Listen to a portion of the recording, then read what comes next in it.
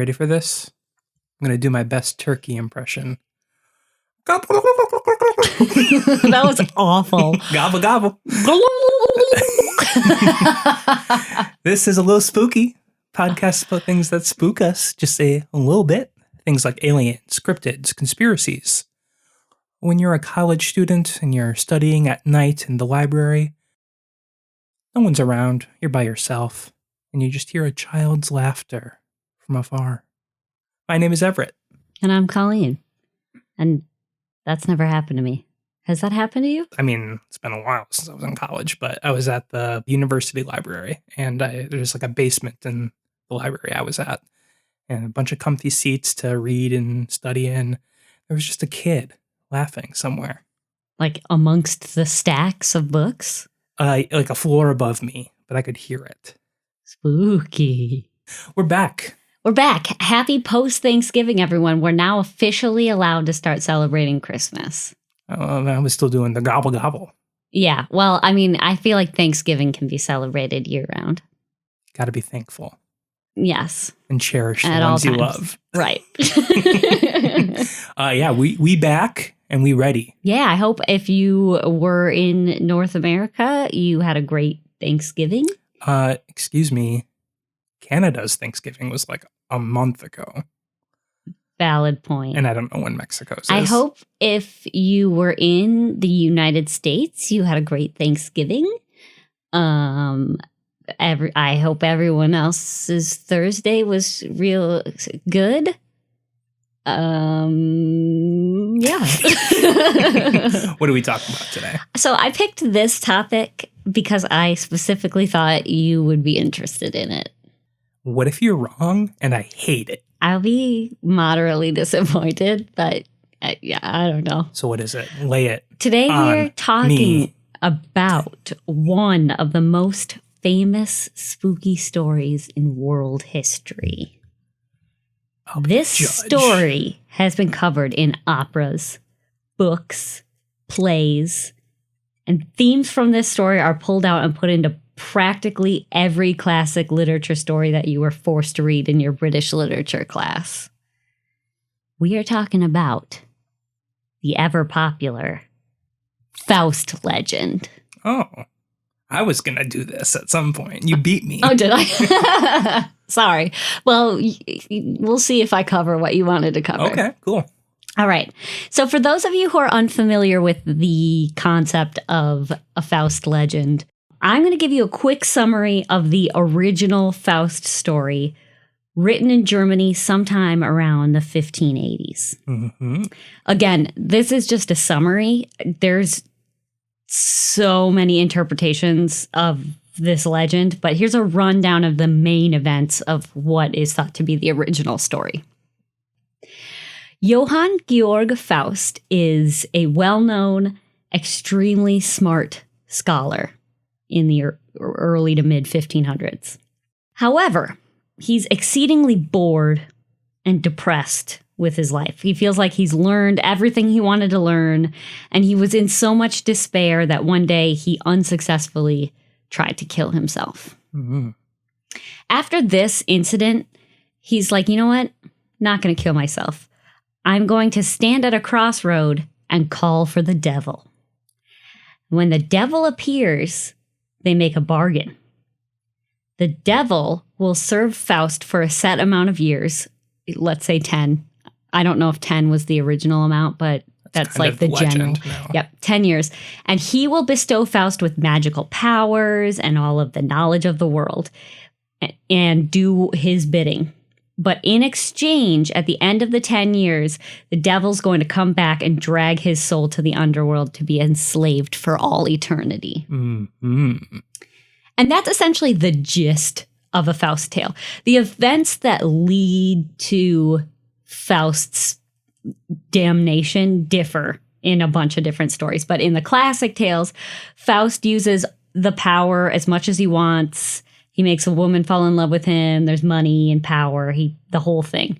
But as he's learning how to wield this power, the devil tries to play tricks on him and lies to him and tempts him with like unnecessary stuff that derails him from accomplishing anything. And by the end of the 10 years, Faust is not any happier for having that power because he has not accomplished anything. Anything he might have accomplished, the devil tempted him away from or tricked him out of.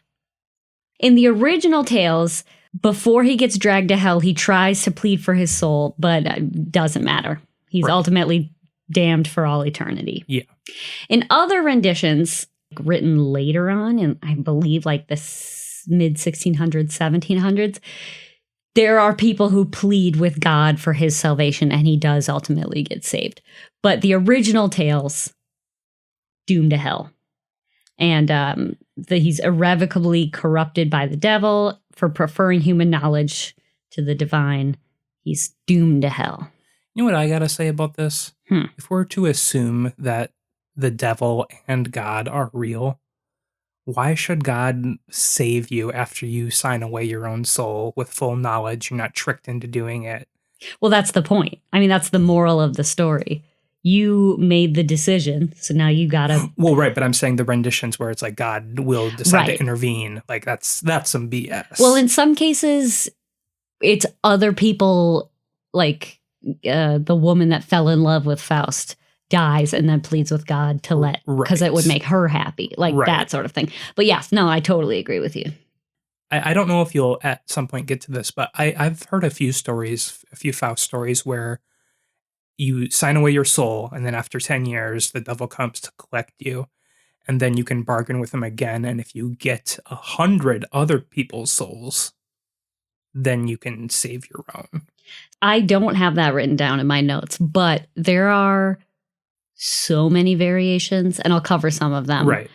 There's other ones where, when the devil comes to take your soul, you trick him back and he ends up not being able to take you, that sort of thing. So we'll get to those. Yeah, like Devil Went Down to Georgia, the whole fiddle story. Exactly. God, I love that song. Yeah. That song is great. Anyways, essentially the moral of a Faust story is you should never betray your own principles to achieve power. Or like betray everyone else, or betray God, I suppose. Probably back in the 1500s, it was a God thing. I think it still is, for sure. Right. We're talking about the 15th and 16th centuries. People in Europe fully believed in magic. They believed in alchemy. They believed in demons and sorcerers. So the idea of being dragged to hell as a punishment for turning away from God was not an idea so much as a potential consequence, real life consequence. Right, yes. So to us, we're like, haha, interesting tale. But to them, they're like, this could happen to you. This is like a anti-drugs commercial from the 90s. The thing is, you say that like in modern days, no one would ever believe this. But the thing is, we're two people that are just not keen to believe these types of things. Yes, no, you're very right. There are plenty of people that will believe that if you go to a crossroads, you can meet a demon. Right. Yes. And I will talk about that later. Yeah. But I guess when I say everybody, I mean me. So I suppose I should stop overgeneralizing like that.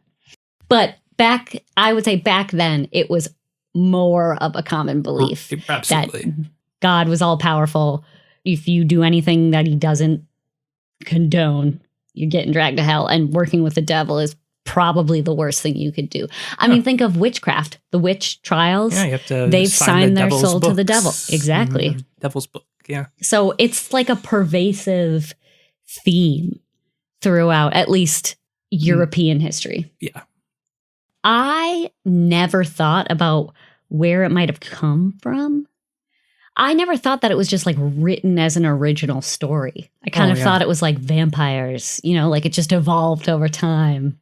We use the phrase at a crossroads all the time. That's like in the regular English vernacular. I'm not sure if that's common in other languages, but I imagine that probably German would have a similar phrase. Probably. And I think, crossroads in general, and I don't know if it stems from this original story or if it was just symbology used in the story, but crossroads have always been kind of a evil symbol. Yep. I'll get to that. Yeah. Faustian now is an actual dictionary word that describes, it doesn't even just pertain to this particular story. It describes any story basically involving a crossroads or making a bargain with a demon. Right. I mean, you could describe anything as Faustian, essentially. Think of all of the literature books you had to read in high school, and everything your teacher was like, think of how Faustian this is. Like the Great Gatsby. He signed away his soul for money. However overused these themes are now, I still love this story. There's something like super awesome about being dragged back to hell. Like, well, and it's a good hypothetical too. It's like, are you at a point where you're so desperate for something, whether it be wealth, power, health, would you sign away your theoretical soul to get something?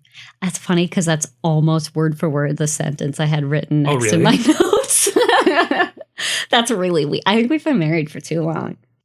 But, I mean, aside from that, like the concept of what would make you so desperate that 10 years is worth an eternity of potential torment and pain. Right. And is slavery, I suppose. But what also is cool is it's got demons. It's got secret nighttime pact making. It's got crossroads. Pitchforks and horns and fire. Yeah. Some legends have the pact sealed with a kiss. Mm-hmm. Devil's kiss. Yeah. Some of them just have a gentleman's handshake. It all depends on who's telling the story. In some of the stories, the devil stays by your side and he comes when you call for like the whole term of the pact. Like he's essentially your slave for those 10 years. Or like a familiar. Right. But in others, the devil grants you one wish. Right. And then comes back in 10 years to remind you your time is up. Right. You're done. Can we talk about also the idea of a contract? Why is the devil making contracts? My assumption is, if we're talking, I guess what I learned in Catholic school, like God is all powerful. Mm-hmm. Satan is powerful, but he's not God powerful. No, he's a fallen angel. Right. But still, obviously has far more power than humans. So what is the deal with making a bargain? Why sign a contract? Why not just take the souls? But is he like going to be punished by God? I suppose God's not like a big fan of Satan. The way I've always the way I've always looked at it is the reason that demons and the devil are bargaining for souls is because they are souls that they would otherwise have to wait for, or they would otherwise go to heaven. So if you're trying to get souls as almost like a currency for the final battle against, evil versus good, you want more souls on your side. True. So I imagine that's probably why. But or what they're happens, just bored. I've never heard a story where something happens if the devil breaks his terms of the contract. Is there like some sort of divine legal system that would impart judgment on the devil? Does he get dragged to heaven? Yeah, that's always funny too, because I always the devil is like a tricky figure and will try and find loopholes, but he's somehow bound by a written agreement. Right. That's what's so funny to me. Like he's got so many like rules he has to follow, but also he's Satan, like the breaker of rules. It's like a jinn or a genie. It's like they have to do something, but they'll try and find any way to make it shitty for you. Right. So it's an odd concept. The concept of demons as, I guess, we commonly know them, like from the show Supernatural or, Faust Legends. That show Supernatural has so many crossroads deals. Yes, I know. But my point, that's my point. It's such like a cultural phenomenon. It's like fact for a lot of people too. Right. But that's how we view demons now. Yeah. In the past, demons were not viewed the same way, and I will get into that. But I wanted to dive into the history of this legend and see how long it's actually been around. What inspired this legend? Like, was this something that somebody just came up with as a story, as like a moral to, go to church and stuff? Or was this based off of something else? Sure. And I don't know. I just want to know the whole thing. So I looked into it. Here's the basic history of the story itself before we get into the juicy theories. Okay. The first known printed version of the legend of Faust is in a book that was printed in 1587. There are stories with similar themes that were written earlier. There was a story written, I read, both in the 6th century and the 13th century, so That's quite a big difference in time. But Sure. let's say the 1200s. There was a story written in the 1200s about a saint who makes bargains with the devil in order to become a bishop. There is a Polish story that shows up in the 1580s as well.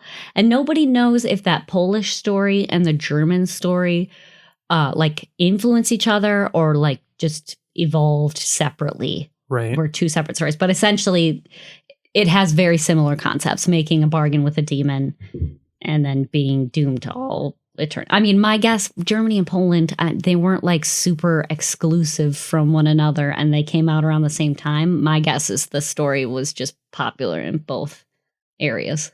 Yeah, it was probably like a cultural thing at the time. And they're like, oh, we should expand on it. Right. One thing, however, we do know is that the name Faust didn't just come from someone's imagination. Johann Georg Faust was a real magician, an alchemist of the time. Did you know that? He was a real dude. Pick a card, any card. That's what I think of when I hear magician all the time. He was a sorcerer. How is that? Is that better? I guess, yeah. But did you know he was real? I didn't. Oh. Okay, so the information I have about him isn't 100% solid because we're talking about the 1580s. People weren't like writing everything down. So the things like the birth date and locations are up in the air. Not 100%, but these are what my sources said. This is a general history of Johann Georg Faust. He was born around 1480 in the village of Nittlingen, Württemberg. That sounds very German. It's in what is now Germany. Yeah. By the time he was in his late 20s, he was already well known. Like people were writing about him. One man called him a drifter and a con man who preyed on the gullible. He held a teaching position for a time at a university, but he was accused of molesting some of the male students there, so he was kicked out. And in 1509, he went to the University of Heidelberg and got a degree in divinity. After that, he moved to Krakow, Poland, where he studied magic at the University of Krakow, which is awesome.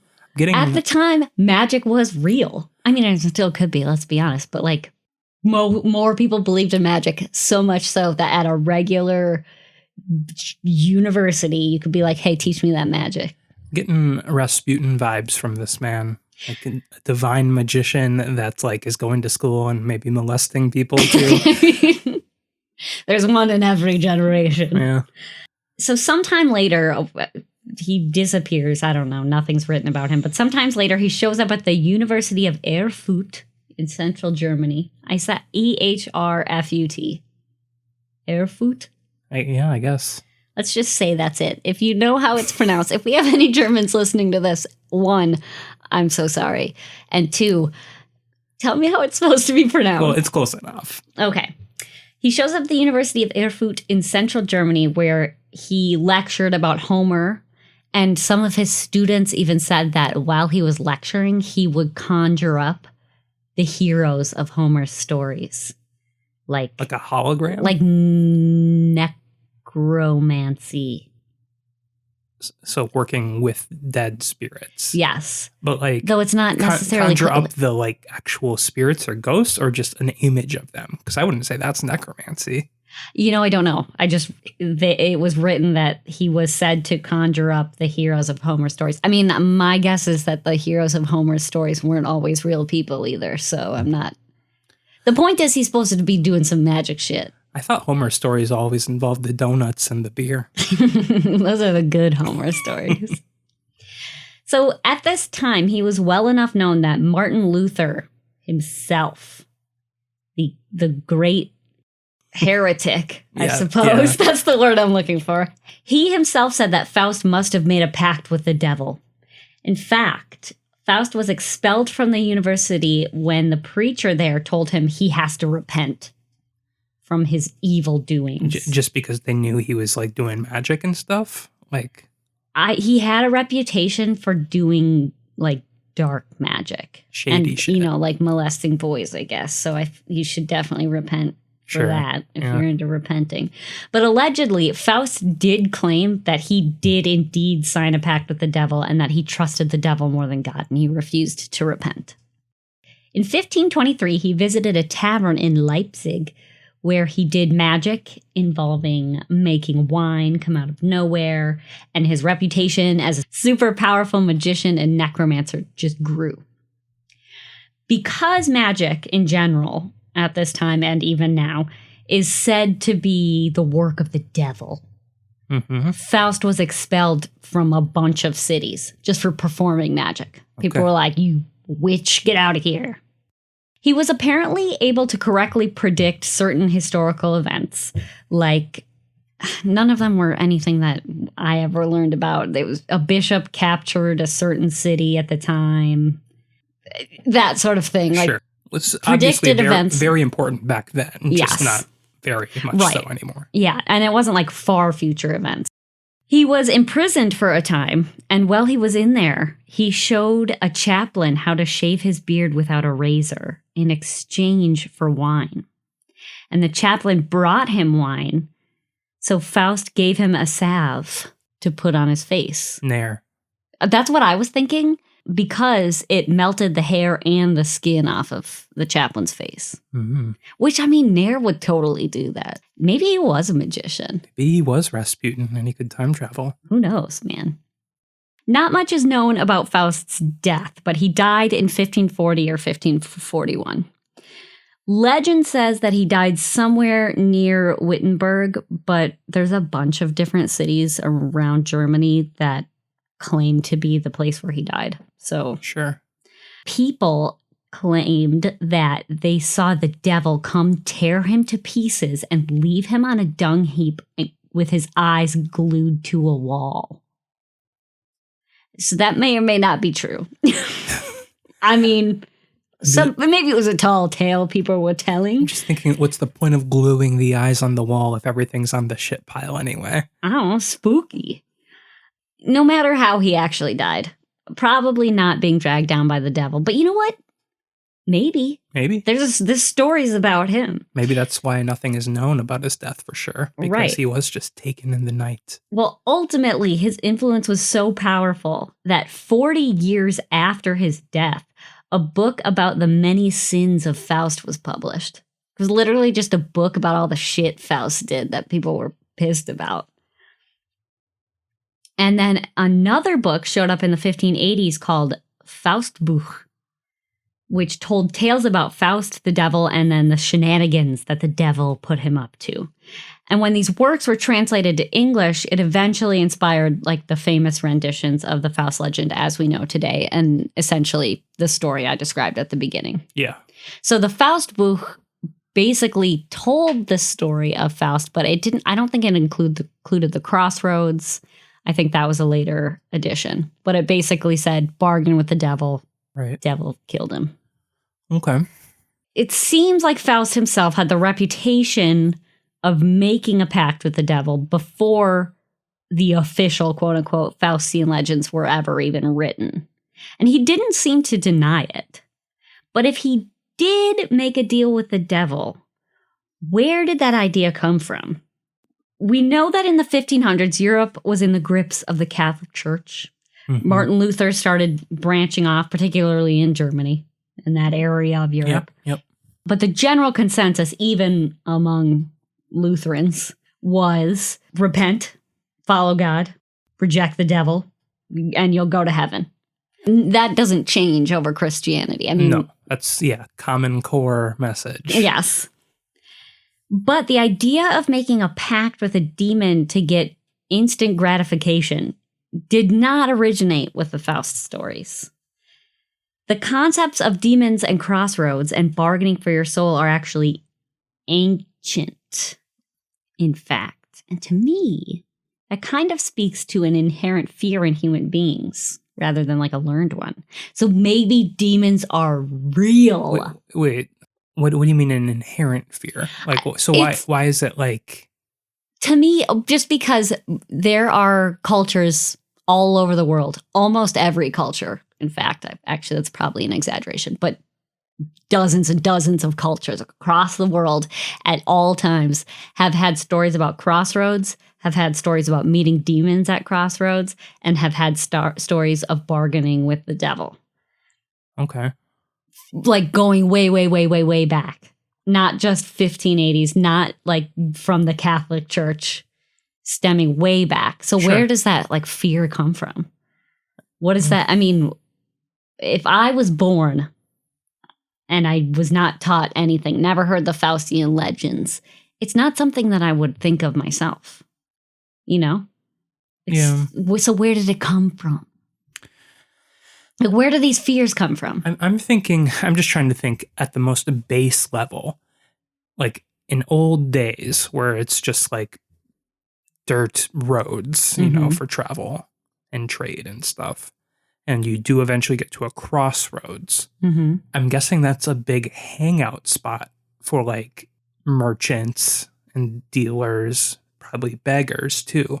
So I'm just wondering if the fear of a crossroads is from that social interaction you have with people trying to steal your shit or Maybe. like make a bargain with you in some way. Yeah, it totally could be it. I mean, I'm not sure, but here's what I learned about the crossroads when I was researching it.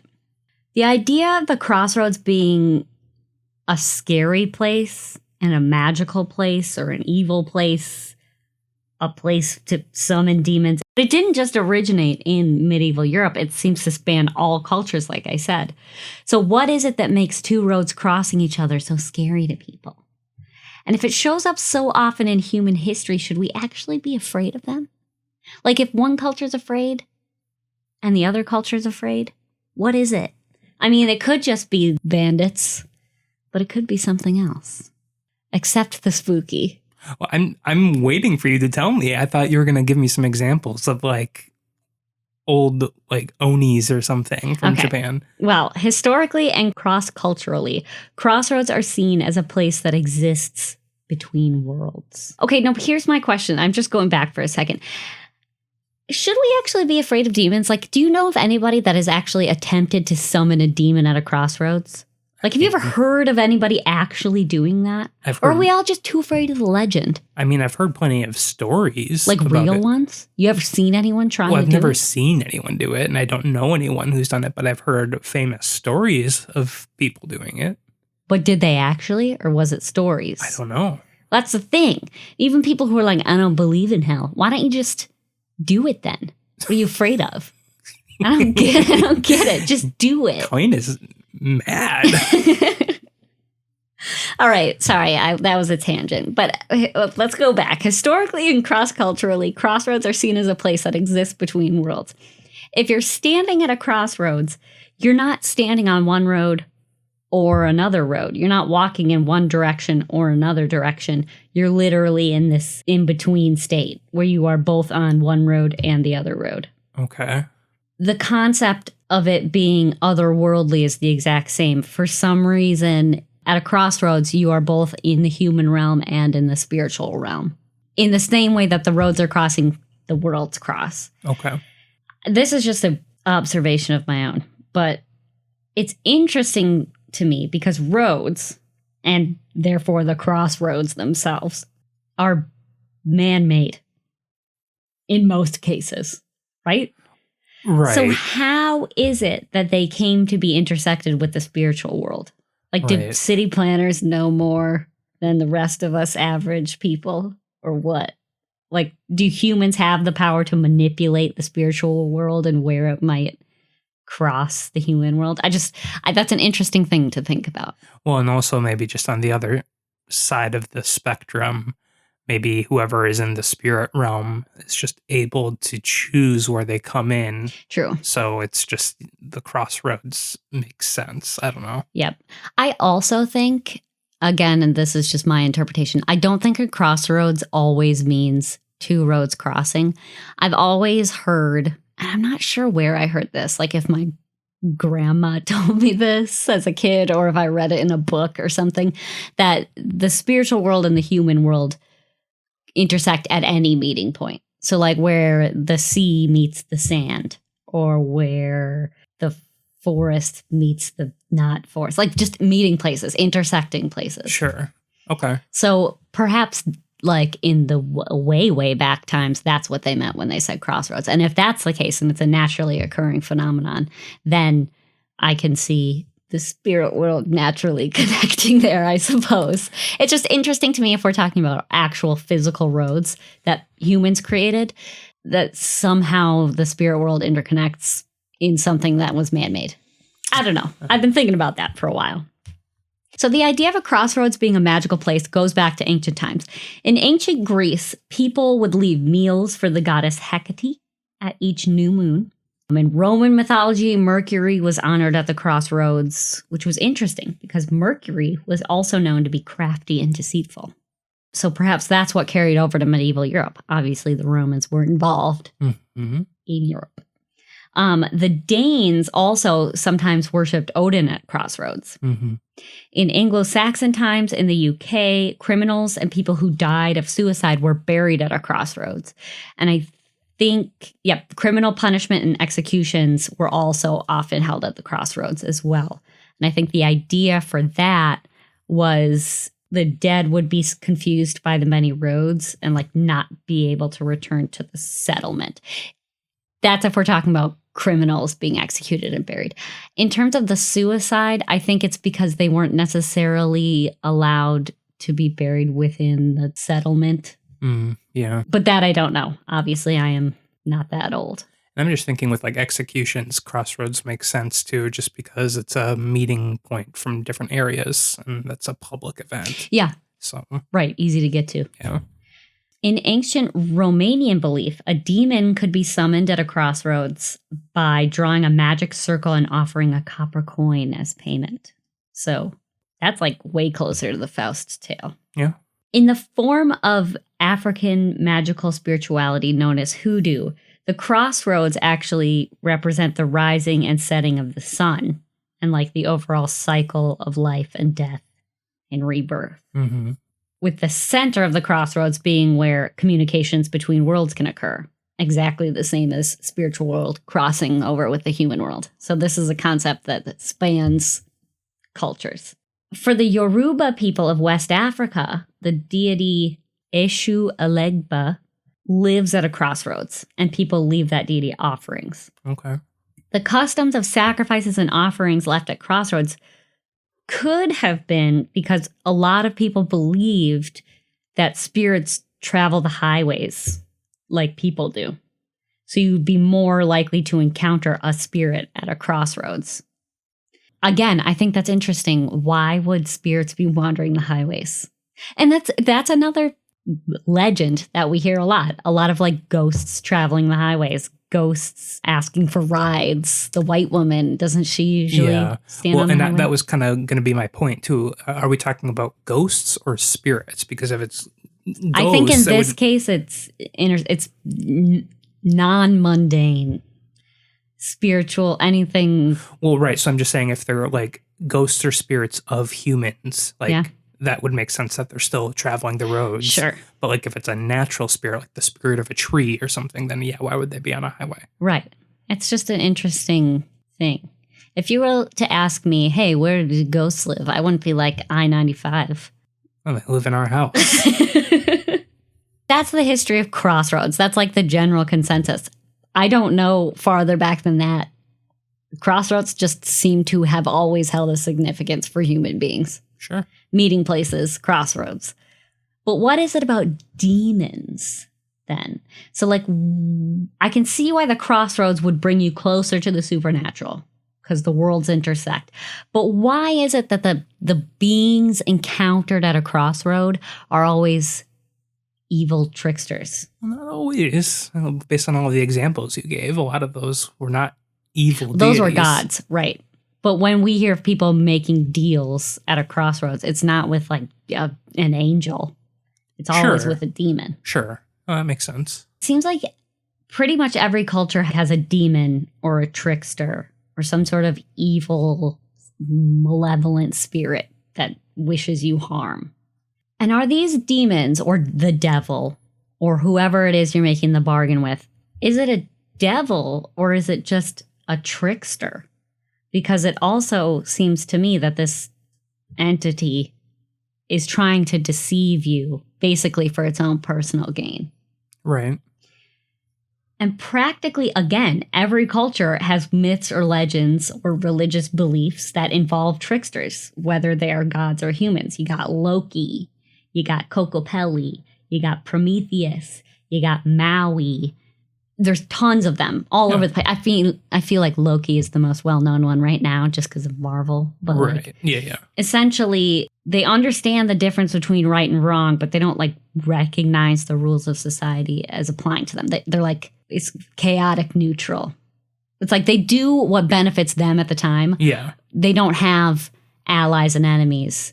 They just have themselves. Sure. Yeah. Right? So like they could screw you over and then the next day do something really nice for you if it benefits you.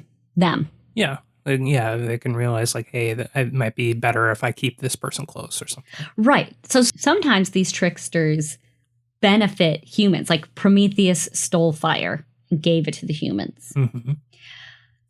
Some scholars predict that the concept of the trickster is actually one of the most ancient figures in mythology. And why is that?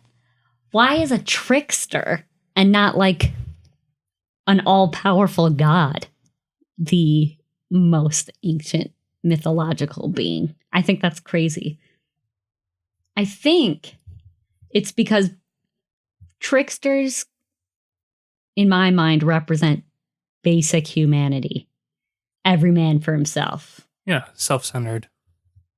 Out of necessity, being self-centered. Right. Well, self-centered, but also, human nature. I mean, I do what I want as long as it benefits me. Everybody's like that. Yeah, Whether, like, you are born like that. Toddlers like that. Like, and animals too. Yeah. Exactly.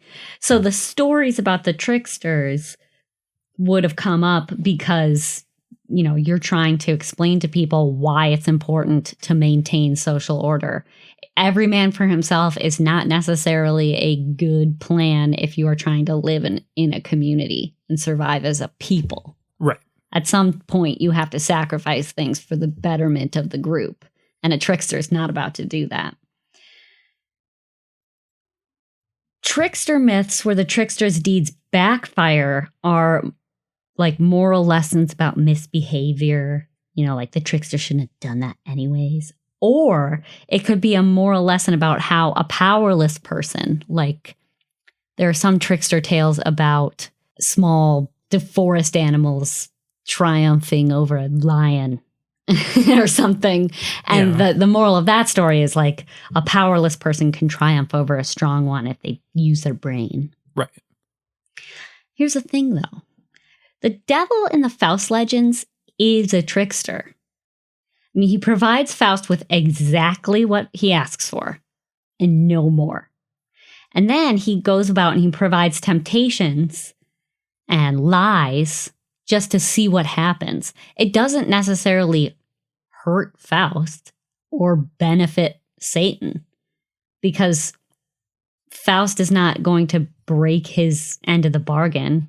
Right. He has no power over that. So, like, what benefit does the devil get from lying other than, like, personal enjoyment? Yeah, I was just going to say fun.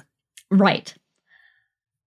But there doesn't seem to be any consequence for the devil's actions. You know what I mean? He answers to no one. Right. In the end, he's triumphant. He bamboozles Faust, drags him to hell. You could consider Faust to be a trickster, kind of, for getting the devil to do his bidding and getting whatever he wants. But he didn't actually trick the devil. He straight up told the devil, here are the terms of my bargain. So it's kind of up to interpretation. But if most legends about crossroads are contacting gods, where did a demon come into this? If people are worshiping Odin and Mercury and Hecate at a crossroads, at what point did that evolve into like an evil demon? Yeah. Well, just as every culture has its tricksters, most cultures also have a demon. Basically, an essentially evil being that has the ability to possess you, and basically their only goal is to ruin everything for you. Sure. They show up in Abrahamic religions like Christianity, Judaism, Zoroastrianism, ancient Egypt, all over the place. I mean, there's plenty of myths and creatures that you could consider to be demons, even if they're not called demons. Yeah. In fact, the word demon comes from the Greek word Daemon. Yeah, Daimon. Daimon. I think it's Daemon. Sure. That's sure. But that didn't have any evil connotations. It was just like a spiritual being. Mm-hmm. It wasn't a demon as we know it. It was essentially just a trickster. Like the Japanese Shinigami. The Shinigami are spirits. They invite people towards death, but that's not necessarily because they're evil. It's just like their purpose. Yeah. It's their job. Or like psychopomp is the word. Right. And they have rules that have to be followed. Shinigami and demons. Right. I think the only... Okay, this is sad, but my only... No, I mean, this is going to be the case for most people. Death Note is my only interaction with the Shinigami, but I don't know how accurate that interpretation is. Yeah. But I do believe that Shinigami have specific rules they have to follow before they can take someone to the underworld. And it's the same with like the Grim Reaper. They can't just... Or any death god, like they do have specific rules. Like you can't take someone too early or too late. You have to be on time. And I think like a lot of them, you have to get them to agree to come with you in order to move on. Like, right. So that's the ultimate like original definition of demon, just like a spirit.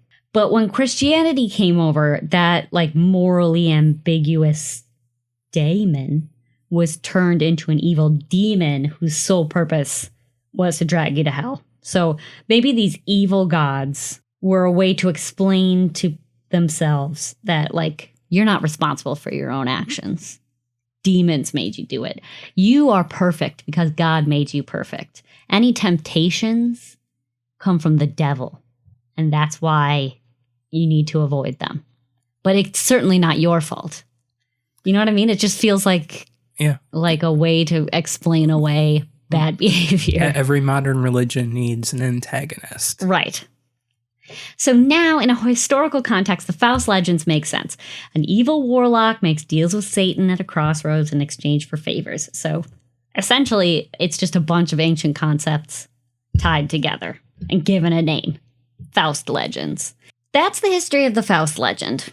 But it's been told and retold so many times that it feels like a trope, right? Like there's crossroads in every book and bargains with evil people in every movie. It's such a great plot device because like if you want a hero to overcome an obstacle, what better way to get a power or get something through a supernatural being? Right. There are actually modern legends in the real world, not necessarily from books or movies or plays. I can think of one for sure. And I'm sure this is the one you can think of. Robert Johnson. Yeah. Yep. Robert Johnson was a blues singer from Mississippi. He was born in 1911 and he picked up guitar sometime in the 1920s. So he was pretty young, in his teens.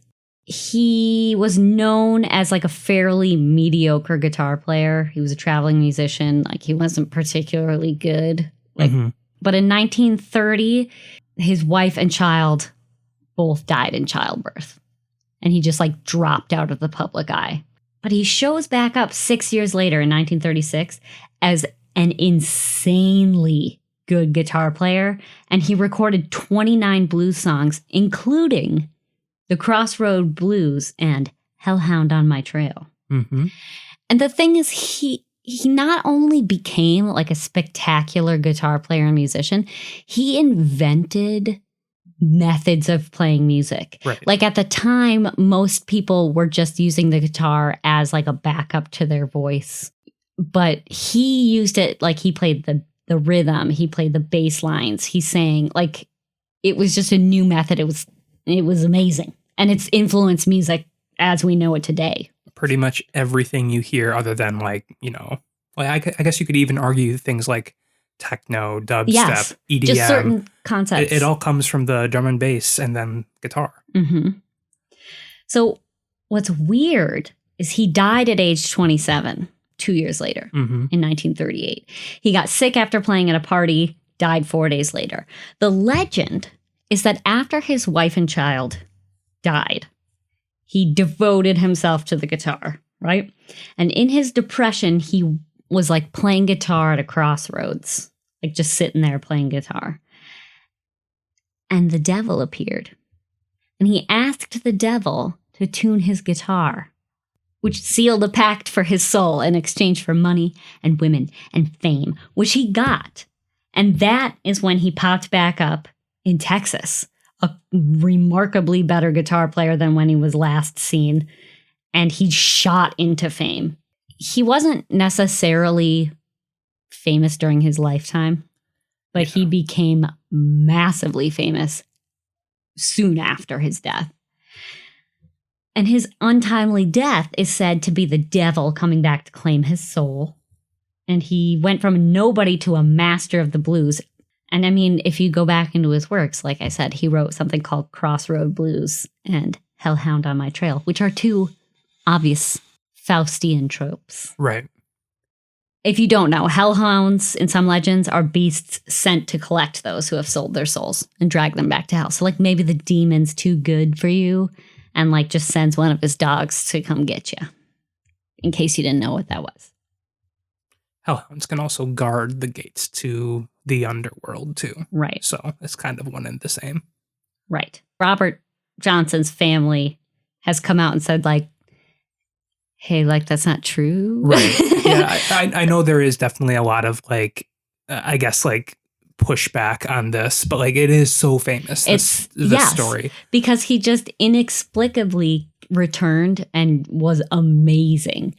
The thing is, though, 1930 to 1936, that's plenty of time to learn guitar. Yeah. So, I don't know. If he had nothing else to focus on and that was his life, 6 years is a lot of time. Right. But I mean, Faust legends and the blues are like tied together. And I wonder if it's because of Robert Johnson or there's some cultural connection. I mean, I know that Faust legends and crossroads and deals at crossroads are things that are in like hoodoo and voodoo, which were brought over by enslaved Black people. Right.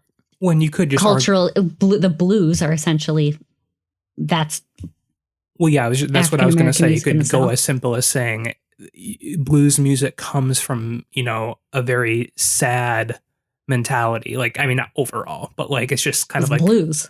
Yeah, it's supposed to be emotional, right? So that would make sense that it's associated with a Faust legend, because who is going to make a deal with the devil other than someone who's so desperate? Or do you think that like the cultural myths and tales that were brought over by enslaved Africans were carried over to the people who founded the blues?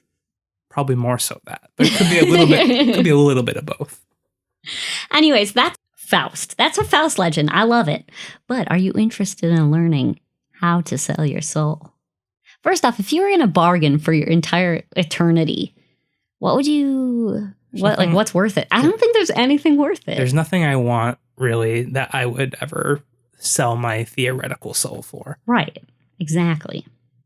Now, before you decide to bargain away your soul to the devil, the general timeline before you get dragged to hell is like 10 years, which is not that long. No. Anyways, demons are also known to try to trick you as much as possible. So you have to be incredibly specific with your requests. You got to make sure the demon's not going to find any loopholes. You could be wishing for fame, like I want to be famous, but you could be famous for like dying in a really stupid way. Yeah, or like if you're promised 10 years before your soul is collected and you want fame, maybe you accidentally kill a guy and then you go to prison for 10 years. Like, yeah, exactly. Yeah. So make sure that your request is worded extremely specifically. Like, don't summon the demon till you got it written down and you proofread it and you like get a lawyer to read it first. Get it notarized. It's probably nice. It's probably a good idea to have a lawyer present when you are making a legal bargain with Satan. Attorneys are demons anyway. Actually, what if you were sitting in a crossroad and like a demon as you know it didn't appear? It was just like your regular attorney. Yeah. He just like drove up in his car and he was like, you called? Yeah. Salesman. Ooh. Anyways, I read in a few places the way to summon a crossroad demon, you have to bury a box containing graveyard dirt, bone from a black cat, and a drop of your own blood at a crossroads at the new moon. And speaking of supernatural, too, I think that exact same thing was used to call upon a crossroads demon. Right. I mean, from what if you Google how do I call a crossroads demon, everything is from supernatural. Supernatural, like it's possible that supernatural took real things. They did, but yes. But I mean, this particular grouping of items might actually have just originated with supernatural and people took on to it. Maybe, or I think it's more likely the other way around, but yes. The other method is you could play guitar at a crossroads until Satan shows up, a la Robert Johnson. Mm-hmm. So, but, you got to learn guitar for that. So that might take longer than you want. Sometimes you just got to be at a crossroads and, say the demon's name. But you got to know the name. Yeah. Right, that's the problem. You got to find somebody who has done it and get the name of that demon. You got to know someone. Or can you just use a really famous demon's name? Well, what if that's not the real name of the demon? What if they have a real name that you have to say, but everybody knows him as Abaddon? Right. I don't know. And other people say you just gotta stand there and do some chants and ask for help or whatever. So it's really up to you. I feel like if you are willing, if you're desperate enough to call upon one, they're gonna come to you. He's just gonna show up. The thing is, I don't have much of a belief in demons, but after reading the answers from the magician, they claim to have summoned demons. Right. So are demons real? I don't know. And if so, why do they hate us so much? What's the deal? And why are they so tricky? I don't know. Anyways, that's Faust Legends. I like that story. It's not as spooky as my usual spooky tales. But it's a classic, and if anyone is not somehow not aware of the Faust legend or just interpretations of it, I think this is a good informational episode. Yeah.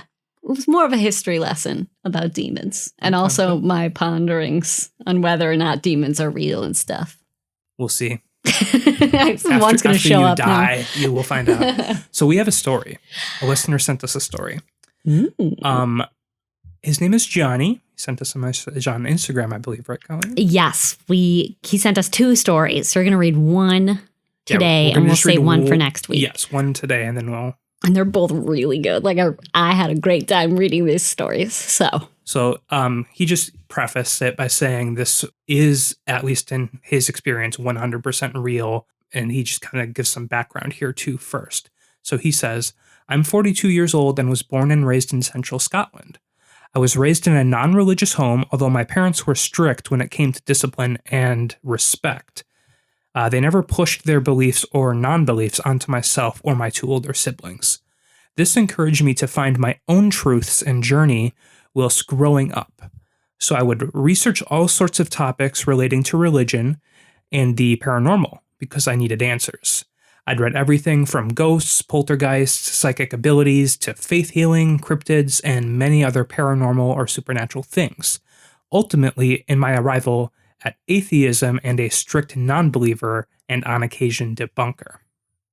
Now, what my thoughts and theories are on paranormal, spooky, and unexplained things would be an entirely long and massive discussion. But this is the story. Back in the early 2000s, I was working as a police officer in Scotland, back when it was the Central Scotland Police, prior to the unification of all Scottish police forces to form what is now Police Scotland. So one night shift at around 4 a.m., my colleague and I received a radio call from our control room to attend a silent 999. A silent 999 is fairly common and is basically when someone dials 999 but doesn't respond or give any information as to the nature of the call. The majority of these calls are young children whom are taught to dial 999 in emergencies and decide it would be fun to give it a try. So 999, Scottish version of 911. Exactly, yes. So oftentimes we'd show up at a house and an embarrassed parent would answer the door. In this case, The silent 999 came from a local inn. This was a pub with half a dozen rooms upstairs. We attended the location, and as it was 4 a.m., the place was in darkness and was quiet. We did an external check of the building, and I radioed our control to contact the key holder of the building. As luck would have it, the owner lived in the bungalow right next to the inn, and she shortly thereafter joined us at the premises. As she was unlocking the door, she explained that there is no residents as it's off-season and there is no one in the building. We conducted a thorough search of the building and all of the rooms and found nothing. I contacted our control again and asked for them to elaborate on the silent 999. Our controller explained that she could hear someone breathing on the other end of the call, but not speaking or making any noise. She said the call was terminated by the caller and was very crackly. However, she was unable to say if it was male or female. I asked her to fetch the originating phone number, which she read out over the radio. I repeated this telephone number to the owner of the inn. She guided us to the only external line in the place, which was behind the bar, only the numbers didn't match. I noticed the owner lost all color in her face and asked me once again to repeat this number. She then said, "Follow me," and she escorted both me and my colleague down into the cellar. It was a large cold storeroom where all of the beer kegs and other chilled bottles were stored.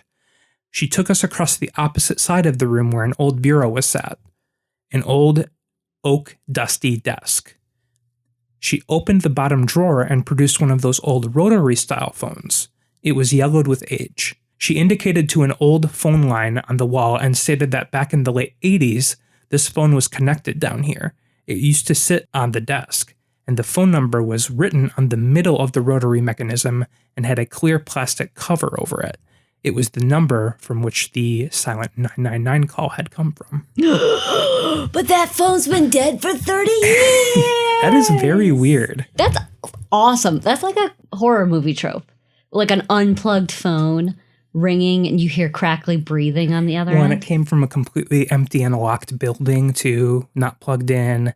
Phone was put away. Yeah, exactly. Do you think it was a ghost trying to contact us from the netherworlds? You tell me. Do you think that like an emergency had happened in the 80s in that house, or apartment, hotel, place of residence? Or some creeper got access to the phone and was just like... But where would he have plugged it in? Because I think Johnny stated that the phone line wasn't active. Right. It was a ghost. It was totally a ghost. That is weird. That's awesome. I mean, horrifying. I would not enjoy being a police officer after that, but... And I'm sure Johnny would appreciate this because he said he is like kind of, a debunker when it comes to these kinds of things. I can't think of anything that is a logical explanation for it. If that were all, if there was no access to this phone because it's a locked building, how do you explain it? Well, not only that, it was unplugged 30 years old and put away in a drawer. I mean, like, how does that phone make a connected call to 999?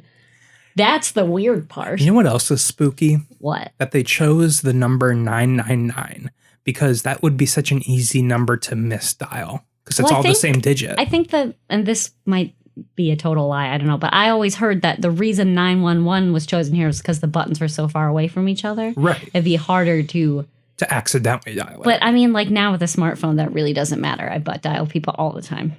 So I guess you could pick any arbitrary number. What's the number from the IT crowd? I mean, 01 it's like 30 digits long. That's all we had for today. And we are going to read Johnny's other tale next week on next week's episode, which I will be hosting. Yes, I hope you enjoyed this kind of boring history lesson about Faust. No, I loved it. Okay, good.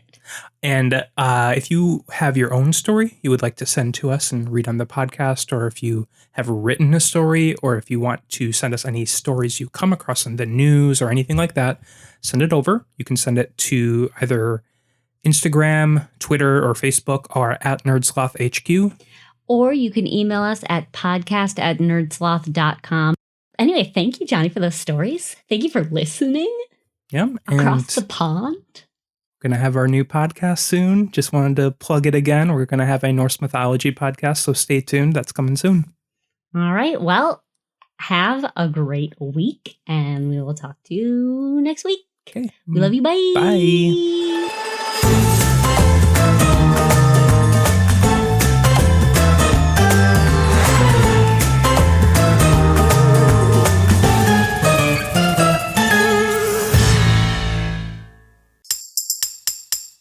Presented by NerdSloth, a place for lazy nerds. If you like what you heard, consider donating at patreon.com/nerdsloth so we can continue bringing you quality shows. Be sure to also leave us a review and share your favorite episodes and clips on social media. If you're looking for more content, visit us at nerdsloth.com.